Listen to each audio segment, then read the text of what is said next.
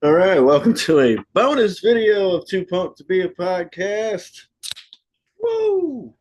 Yeah, let me talk to you. All right. So, we got about 3 beers down, so it's time to do this, right? I know how it goes. Wish I could have joined the other night. Jose, Luis, and Christian did an amazing show. I couldn't be there. I was feeling sick all week. It just wasn't happening for me. But shout out to them. You guys did an amazing job. Really cool video. So I'm gonna send y'all my list right here by myself today. So that's what I'm gonna do real quick, just to run through it with y'all for fun. Uh, throw my 2 cents in at y'all. Great list from everybody. I dig it all. You left some important ones, man. So I'm gonna get y'all. It's all right. I get it with timeline and stuff. What we all grew up with. So already know I'm old, so I got an old list. So we'll start at number 20. Uh, Not old. I'm going to start like I did last time with the modern era of people that I'm going to shout out to first. So number 20 for me would be the Briscoe brothers, Jay and Mark, of course. R.I.P. to Jay. Sad that he lost his life the way he did, and it really sucks. Man, they could have been so great, if he'd have been able to stick around. And sadly, Mark is just being wasted by Tony Khan right now, and that sucks to see. He should be a massive star, and he's not. And that's a shame, I think. Uh, which, by the way, I think it was Luis who mentioned, like, why do I hate AEW? It's shit like that. Tony just wastes great people, and I'll get to that. Matter of fact, yeah, we are talking about the Acclaimed. I love the Acclaimed too. They're not on my list. I would give them an honorable mention here, but that's exactly my point, man. Is like the Acclaimed are so great, and look what Tony did to him. He booked him into oblivion already. So that's why. It's too hard to get attached to somebody that's going to be a nobody on a collision in fucking 3 weeks after being huge. So anyway, my number 19 is going to be FTR, which I think just goes with the Briscoes. Kind of like my number 2 and 3. They're just tied together because of their epic matches together and the long standing, the rivalry of great matches they had back and forth. I think Luis again had said that uh, he felt like the Bucks are the best tag team out there right now. I completely disagree and would say it's FTR. And the reason it doesn't seem that way is because they're being booked by the Bucks. So of course the Bucks seem better. If FTR was able to wrestle their matches and shine the way they should and not be booked by morons, they would be the best tag team in the fucking world, as they are. I don't recognize the Bucks at all in my top 1 million. I don't think they know how to work a match to save their life. They are good at doing moves. I'll give them that. They have cool moves and stuff, and they are good at it. But as far as working the match and telling a story in the ring, I think they suck at it, and I don't like them at all. Or do I like them as people? I just think they suck in general. So there's that. My opinion only. But my 20 and 19 are kind of the FTR and the Briscoe brothers, man. And shout out to the original Briscoes that they are not related to, also. All right. Moving on. 18 for me is going to be Edge and Christian. You guys mentioned those, the Brood, all that good stuff. Uh, Y'all know I love Edge a bunch. Christian to a lesser extent, but together they did have a lot of magic. You can't deny that between their tag team stuff, even against each other every now and then, whatever. What can you say? Fantastic. I think Christian, that was a loud noise. Hold on a minute. All right, I'm back. Something fell in the hallway randomly. It made a bunch of noise. I don't know if you could hear it on the recording or not, but holy shit. I think it was the ghost of Tony Khan's bad booking. throwing stuff in my hallway. All right, anyway, moving on. Edge and Christian, number 18. This is a nightmare, isn't it? All right, number 17.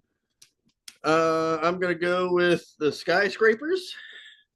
Sid Vicious, Dan Spivey. I talked about this tag team in our favorite wrestlers episode. I love Sid. Sid's one of my favorites of all time there, and they were a fun tag team. Just huge dudes just being monsters. I gotta love that. So that's kind of. I feel like it's where I remember seeing him first, almost in a way. So there you go. I'll go with the size Skyscrapers on that one. Another tag team that kind of got left out on y'all's list. What I wouldn't expect anyone to have. This is just a personal favorite for me, and you'll see this name a lot later. Is Money Inc. Ted DiBiase and IRS, managed by Jimmy Hart. IRS is the guy you'll be hearing from later, quite a bit. Yeah, man, I love Ted DiBiase. I love Mike Rotunda, and it's no surprise that little fun tag team they had going on there was just great. Erwin R. Shyster, IRS. He was such a fun character, great, legendary wrestler. And we'll talk about y'all mentioned Bray Wyatt and all that. We'll talk about that connection later. Number 15. I'm gonna go with Harlem Heat. Yeah, like y'all said, a lot of love for Booker T. He's absolutely amazing. Y'all were dead on there. Harlem Heat's probably a little low, but everything above it's pretty huge for me. I got an even better version of Harlem Heat later on that y'all left off, I think. I mean, I might have mentioned it in passing, but my favorite tag team of that type is coming up later. But Harlem Heat was fire. There's no doubt about that.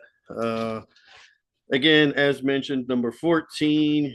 Yeah, I will say I probably have too low, but I'm going to go Dudley's. I got to see him once. We talked about that in the last episode. And they were fighting a short-lived tag team of Sabu and RVD, which was crazy. That's a fun tag team for you. I would have put it on my list, but I think it only lasted a couple episodes of ECW. But yeah, the Dudleys, man, come on. Number 13 is the better version of Harlem Heat I mentioned earlier that I was a huge, huge fan of. And again, you look at the NWA background I have, this will explain it, but I'm going to go with fucking Doom, man. Ron Simmons and Butch Reed, that 1989 to 1990, something like NWA stuff. Oh, I love Doom. Doom was so fucking badass. Ron Simmons is so cool. Butch Reed was badass, dude. Yeah, Doom. This is so much more awkward doing it by myself. You get a lot more ohms than usual, and I'm not editing this, so sorry about that. Number 12, I'm going to go Wolfpack, Outsiders, whatever you want to call it, National Hall, whenever they do anything together. NWO stuff, lump all that in here. You know, I love them. And y'all talked about Scott Hall. Absolutely. I want to show a lot of love for Kevin Nash, even, man. They were a great tag team, great friends together, and just great people. And Hall is, I'm sorry, yeah, Scott Hall is definitely missed. And, man, like I said, I wish he could have lasted longer and took care of himself and still been around in some kind of way. But definitely, man, the Outsiders, man. You know what I'm saying? Good stuff. Getting into the good stuff. Number 11, a huge one you guys left off, is the Wild Samoans. Alpha and Sika both passed away recently together, shortly in between each other there. RIP to both. The Wild Samoans were huge for me, man.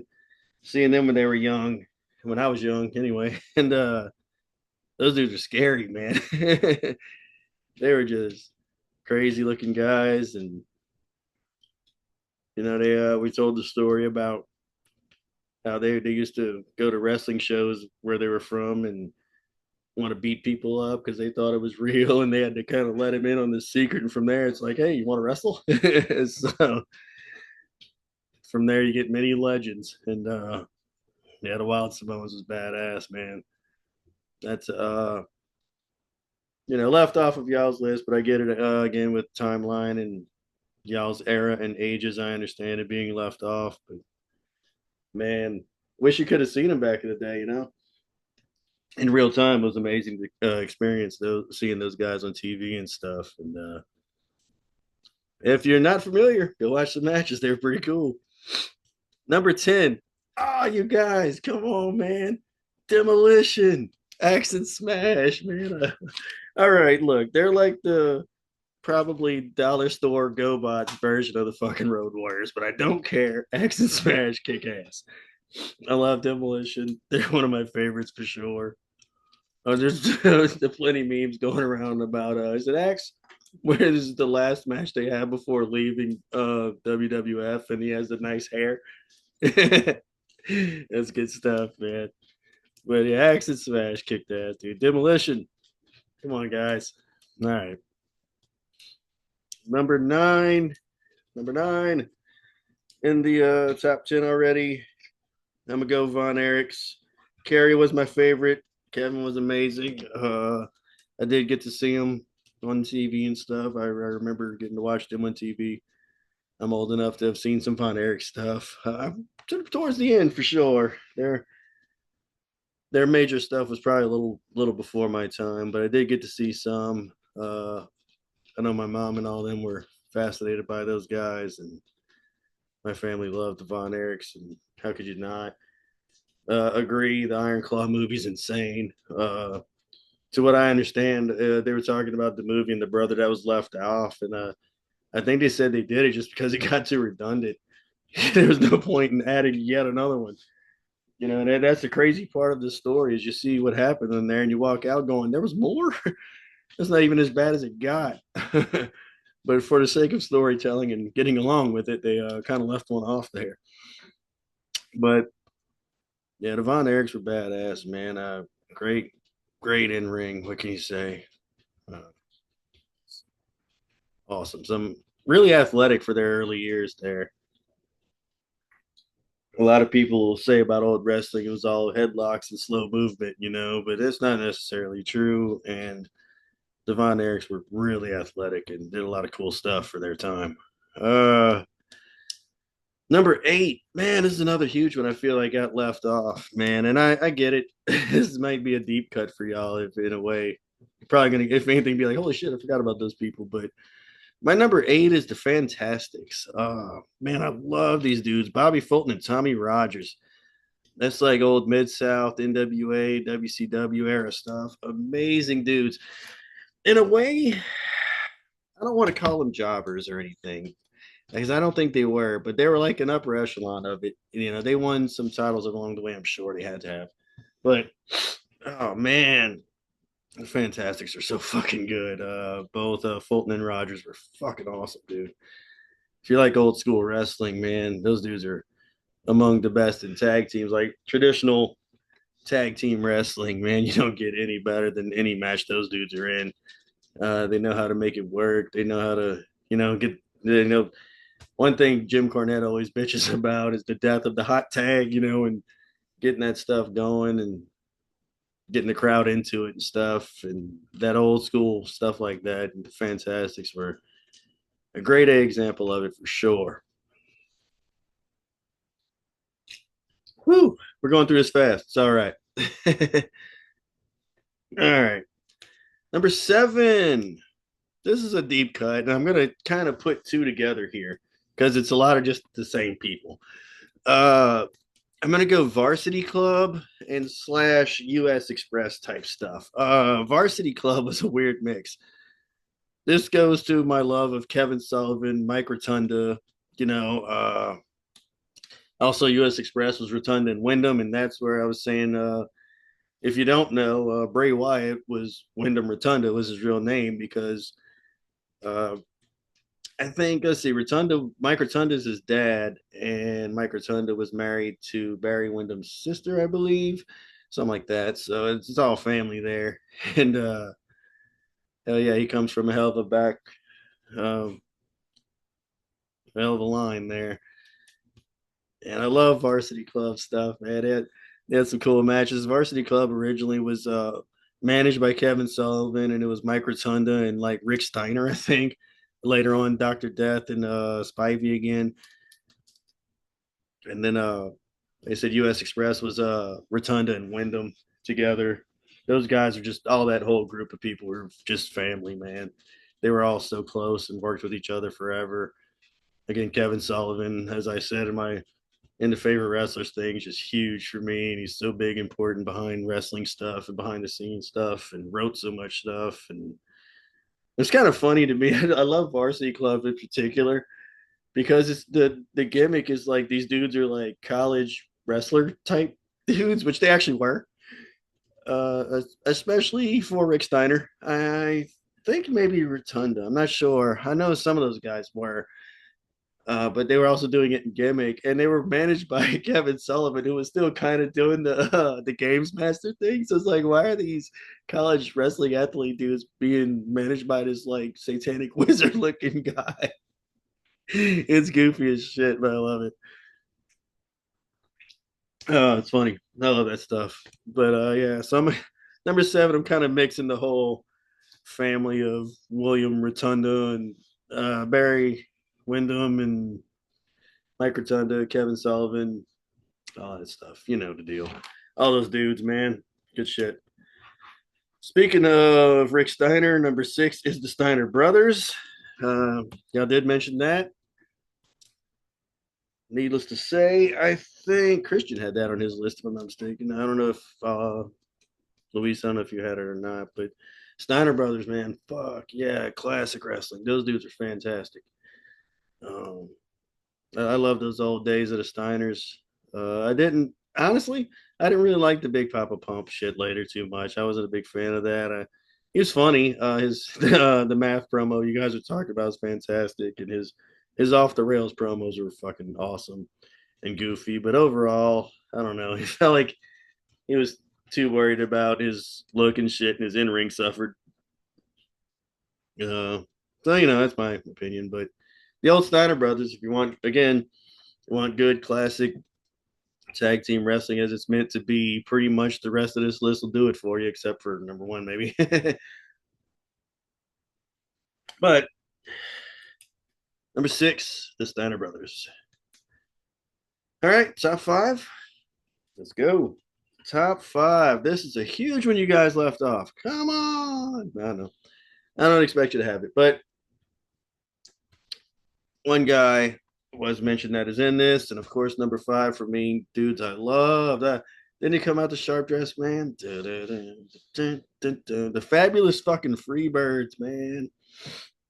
My era would have been Michael Hayes and Jimmy Garvin, gorgeous Jimmy Garvin, but originally started with Terry Gordy. I think Buddy Rogers was involved. I remember more the WCW '89 to '90 kind of era of Michael P.S. Hayes and Jimmy Garvin. That would have been my time when I saw more of. I love Michael Hayes, man, and like y'all said, Michael Hayes is huge now. He's a big deal in wrestling still. He runs so much of it, and yeah, if God, I wish I knew what how to find it. But there's one I remember where Michael Hayes has the big old robe on and shit, and he's trying to get in the ring. He tries to be cool and like jump over the top rope sideways. He gets caught and like falls sideways through it with that robe and shit. Oh, that's so funny. I remember that. That was hilarious. But man, the fabulous Freebirds, man. God, that's a huge leave off right there. I like Jimmy Garvin too. Jimmy Garvin was a favorite of mine. I really like Garvin. All right, I'm old. This is an old list, isn't it? Everything is like 1989, 1990. All right. Number four is where I'm going to put the Four Horsemen. I know Rick is my number one, but the Four Horsemen as a whole, it's important. But we're talking just tag team wrestling kind of here, and yeah, Arn and Tully was great. Any combination of the four because they would kind of get in and out together as the Four Horsemen stuff would go. Arn and Tully was the main, I think, tag team to come out of that. And Arn Anderson deserves a lot more. I feel like I didn't talk enough about him in my favorite wrestlers thing. I kind of lumped him in with Rick and the Four Horsemen thing then, but I want to show a lot more love to Arn Anderson here. Double A, man, he was fantastic. And if you watch really old Mid South, you'll catch him when he first debuts under his real name, I believe, which is pretty cool. But yeah, I love the Four Horsemen, of course. Y'all already know Rick's my guy, but for tag team purposes here, they're a little lower than everything else because we're talking specifically tag teams. As a stable, the Four Horsemen are the greatest stable of all time. There's no question. Then NWO for me, and then DX probably whatever. Uh, you can argue that with me if you want, but Four Horsemen is the greatest stable. But talking tag team wrestling, there's stuff specifically about tag team wrestling I love, and I'm gonna put them fourth here, and that's still pretty high considering. Uh, number two and number three, as I mentioned, are gonna forever be tied together because they worked together everywhere they went. Where one went, one other was soon to follow. So I'll put my least favorite of the two and then my favorite of the two. But Rock and Roll Express is number three. Good job, Christian, for mentioning them. Fantastic, sir. Yeah, Rock and Roll Express, absolutely, dude. There's a reason they say he's selling like Ricky Morton. He's a god of selling, dude. There's no greater seller in the world than Ricky Morton, man. He'd have the teenage girls in the stands losing their shit while the heels are just beating the crap out of him, and he's selling it like he's about to die, and he's got that blood and that beautiful '80s blonde hair, and he's fighting back, and then he start coming back and rallying. You know what I'm saying? Oh, come on, you can't get any better than that. Cannot. So absolutely, the Rock and Roll Express, man. Uh, in our last video, I remember I said I painted my face like Sting. What I didn't say is my sister would also tie bandanas all over me like the Rock and Roll Express. So I was some weird amalgamation of a wrestler that didn't exist. And we used to do that all the time. I go to the door and the people handing out candy for Halloween would be like, "What the hell are you?" And I'm like, I love wrestling. I don't know. But it would be some weird mix of things. But I paint my face like Sting and have bandanas everywhere like the Rock and Roll Express.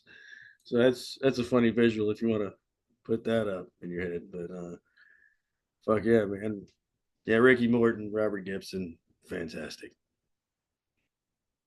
Number two, forever tied to him, is the Midnight. Bobby Eaton. Early on, Condrey. Later, Sweet Stan Lane. Again, for me, Stan Lane would be the version I remember more, and I guess prefer. It doesn't matter. The fact is, Bobby Eaton's there, and Bobby on his own would do some success, but his greatness would always be at midnight. And Bobby was not great on the mic. And Jim always talks about his promos not being great, but there's one thing you can't say in ring: Bobby Eaton's one of the best, and that's a fact. And again, if you talk about tag team wrestling and the way it goes, and if the Young Bucks want to watch how to do something, go watch any of those matches. FTR knows what's up. Rock and Roll Express, Midnight Express, any of those matches, all time greats, all of it. Fucking anyone, throw a dart, it's all great. Uh, that's all I can say. Managed by, of course, by the great James E. Cornette. All four of them were massively close, great friends. But in the wrestling world, it's the greatest rivalry ever, and will always be, for sure. Love the rock and roll at midnight stuff. It'll always be tied together, and it's as good as it'll ever get, man. Number one, though, of course, as y'all mentioned, my favorite will be the Road Warriors. Obviously, I'm a little kid. I don't know anything about much of anything. And these big, massive dudes come out to Iron Man, which already blows my mind. I'm interested in music all of a sudden, and then they proceed to beat the crap out of everyone in the building. And it's like, all right, I'm interested in that too. Uh, yeah, the Road Warriors totally captured my imagination as a little kid, as they would for anyone in the fucking late '80s, early '90s. And sad, like y'all said, that we missed them both. Luis brought up a great point that it's really cool they were able to have Animal long enough to do the Dark Side episode and talk about it. And even though it was a Dark Side thing, it was still, a really nice look at everything they were able to do. Again, as much as I just talked about classic tag team wrestling and doing it the way it's supposed to be done, they really didn't. They were kind of just big dudes that didn't know much about wrestling at first, and they would get better at time. Like I said about so many people, and that our favorites, mine, Sting, and all those guys, Lex, this really big bodybuilder dudes that didn't know much about wrestling, and that would learn and get better eventually. Unless your name is the Ultimate Warrior, he did not get it, but Road Warriors would get better, and didn't matter. They were just monsters, and that's all they had to do. They didn't sell shit. No Ricky Morton selling over here, unless they're beating him up.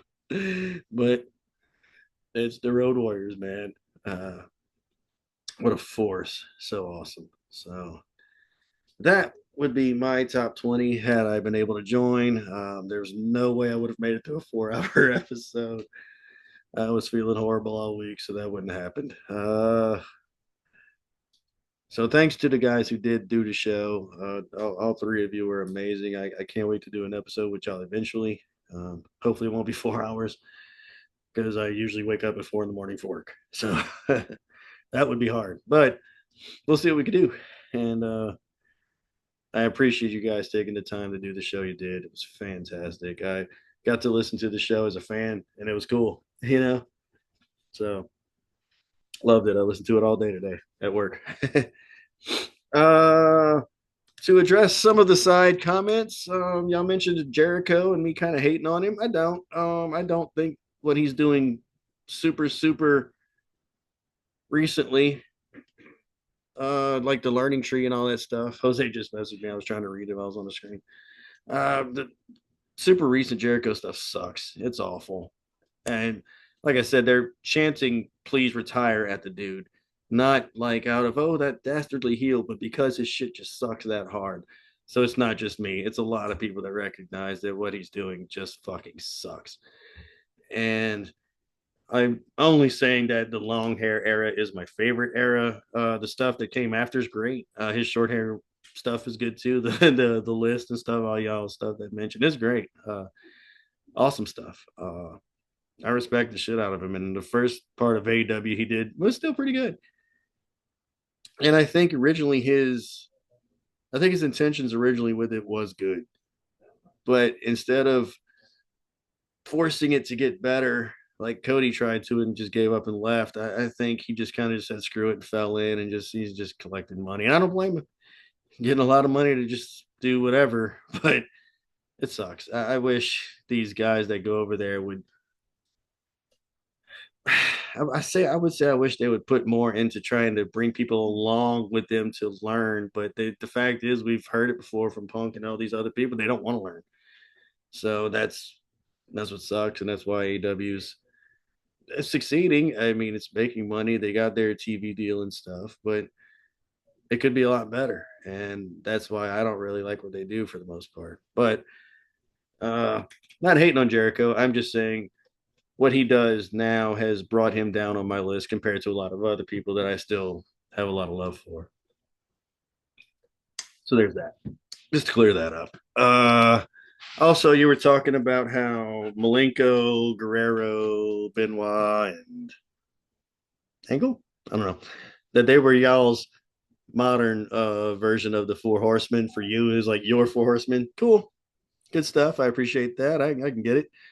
I just only wanted to point out that Chris Benoit and Malenko were part of the Four Horsemen. A later version of it, but they were in the Four Horsemen. It's okay. Go ahead. They were they were indeed Four Horsemen. So there's that. So you're half right. They were Four Horsemen anyway. That's it. There you go. I hope it's fun for anybody. If y'all don't care, I get it. I don't. I just did this just for fun. I got new headphones. I want to see if they work, and they do. There you go. Thanks. See y'all later, and we'll see y'all next time.